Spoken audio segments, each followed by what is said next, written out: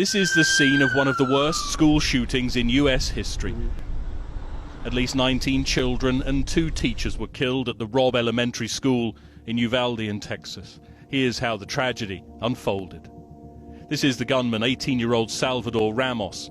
He'd previously posted pictures of his rifles online that he reportedly bought on his 18th birthday.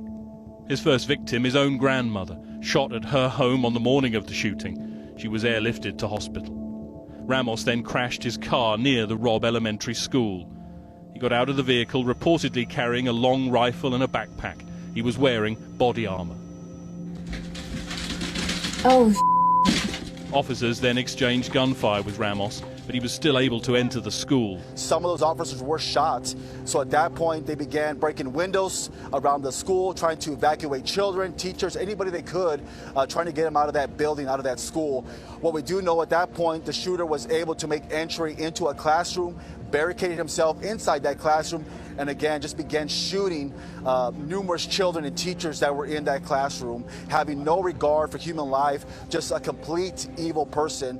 He was eventually shot dead after officers forced their way into the room. These are just some of the victims, all of them killed in one classroom for 4th graders, just 9 or 10 years old. The shootings led to more calls for gun control in the US, as well as frustration from politicians over a lack of action after previous shootings. An elementary school. Beautiful, innocent, 2nd, 3rd, 4th graders.